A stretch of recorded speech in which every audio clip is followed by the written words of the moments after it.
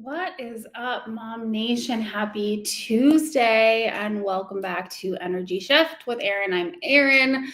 I am your go-to for all things health, wellness, mindset, perimenopause, hormones, gut health, liver health, fat loss, anything that you want to accomplish to level up your health and level up your life. I'm going to do a quickie today. It's a busy day. I went back to school, so I have class in like 50 minutes, which is crazy to say. But I wanted to talk today. I talk a lot about food, and as I think I gravitate towards nutrition because a lot of the women I talk to mention to me that their food is what is the most confusing for them. Like, how do I feed the kids? How do I feed myself? How do I eat to lose weight? How do I, so there's a ton of videos and chats about food, but what we haven't talked about a ton is exercise, muscle mass, metabolism, and aging. And I'm 43, so I want to be on top of my metabolic health and wanted to be as soon as I possibly could in order to minimize the issues that come with aging. I embrace it. I love it. I love the fact that I get to get older, get stronger, keep growing as a person, keep growing as a business owner, keep growing with you guys, keep growing with my partner, my husband, all of these things. And I think a lot of that comes from understanding what is going to help us feel better as we age. Aging doesn't have to be this negative thing that we all hear or see online. Like, you don't have to decline. You can actually, I like it so much because for me, I have become a better version of myself, both mentally and physically. And I couldn't have done that without time. Like, I care less about what other people think. I navigate my own emotions. I'm not stuck on what other people think of me. And I couldn't have done that in my 20s or really even my early 30s. So that is why all of these things go together when we talk about mindset stuff, when we talk about food stuff. And now we're going to talk about movement in order to upregulate your metabolic rate, improve your hormones. So muscle is responsible for so many things in the body, but a lot of the things that we worry about are like insulin resistance, right? So not having enough muscle mass is a direct cause for insulin resistance, prediabetes, and type 2 diabetes. And we can mitigate that by making sure we are stable. The other thing about muscle is it's going to upregulate all kinds of things in the system. It's going to allow for more caloric expenditure, meaning that you can eat more food and maintain your body composition, lose body fat if that's your goal, without trying to cut all carbs, cut calories super low. This is how women get in shape and stay in shape, is by paying attention to muscle. And there's a lot of myths out there about what works for women in middle age. And I'm here to tell you that most of it is BS. What we need is a balanced diet, high protein, high fiber, in a caloric deficit for fat loss, caloric maintenance to maintain or build muscle. And if you want to build muscle a little faster, you could do a caloric surplus. So that's a more advanced strategy, but that's how you put on muscle quicker. Like, let's say you want to build up your shoulders or your booty. That's where you might do a quick surplus. But we'll get into nutrition for weight training on a different day. We're just going to dive into what you can do in 15 minutes to maintain or build muscle mass. Okay, so if you are new to this, we want to start with 2 days a week, 15 minutes. Okay, that's all you got to do, 30 minutes a week to start, and then you'll graduate up from there. You're going to do 2 full body days or 1 upper body day and a lower body day. And I'm going to tell you what to do. I would get a little piece of paper out if you're paying attention to this. You can write down the movements. That way, if you're not sure what they are, they're all available on YouTube, or ChatGPT can help you figure out how to perform them as well. And what you're going to need at home is just a few dumbbells. You can see my dumbbell is over there. You don't even need as many, or adjustable dumbbells that you can use as you progress, because you're going to need heavier weights over time.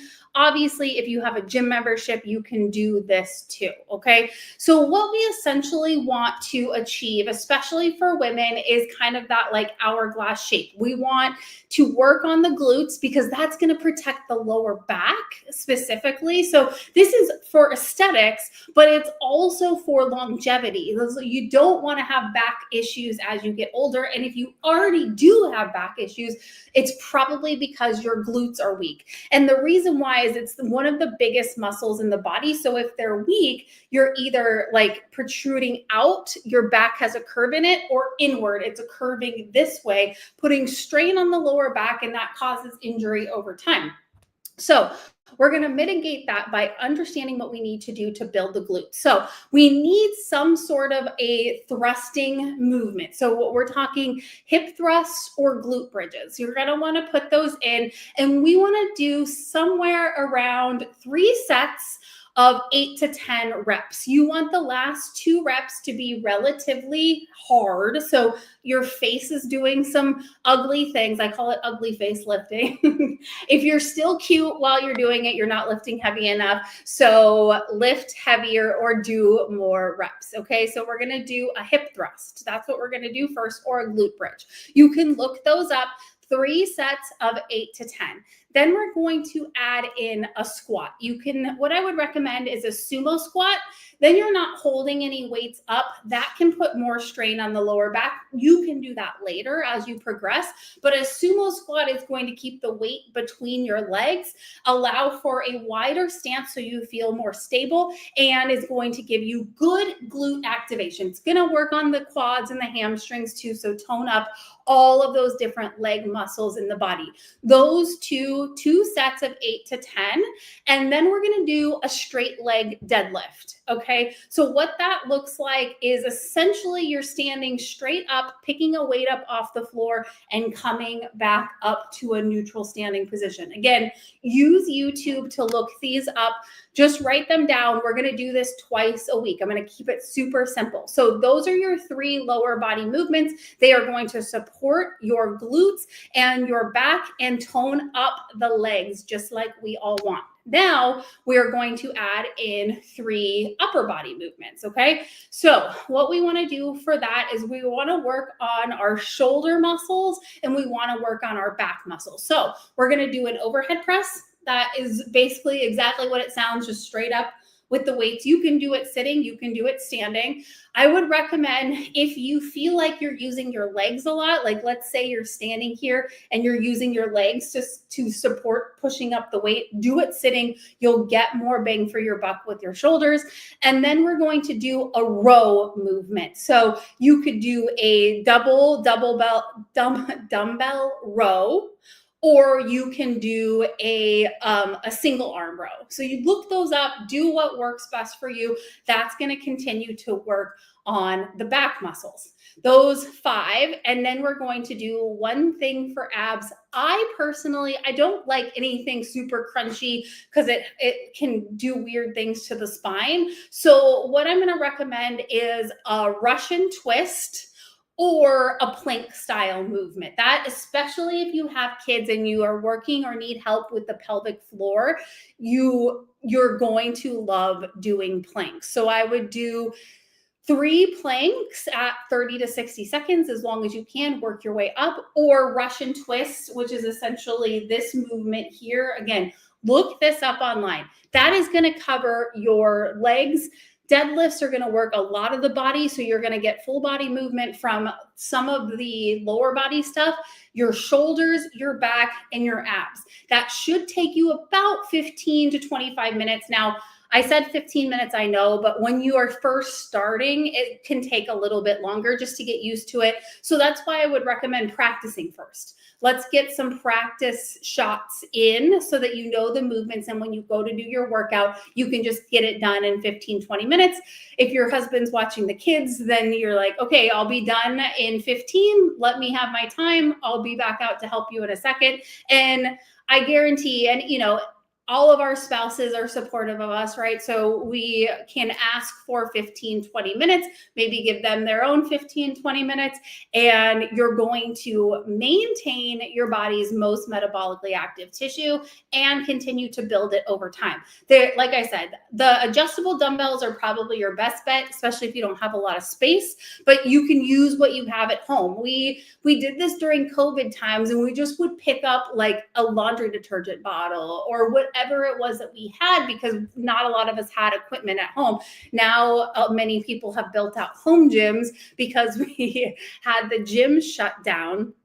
And so we have some equipment in our house, or you can find something cheap on like Facebook Marketplace, those kinds of things. Just start building up a few weights to help you get going. As you get stronger, you're going to want more. So that's when you can invest a little bit more. And if you ever have questions about any of this stuff, or you want me to help you pick some weights, that kind of thing, from Amazon or Target or, wherever you shop, I am more than willing to help you troubleshoot as well. So please shoot me a message. Let me know if you try this out. I'm telling you, you are going to have more energy. You are going to feel so much better. You're going to sleep better, but just 2 times a week, 15 minutes. And if you want to do more, you can repeat it as much as you want to, up to, I would say, 5 max. You got to give your body some rest time, because your muscle is broken down during the workout and then it's built back during your rest periods.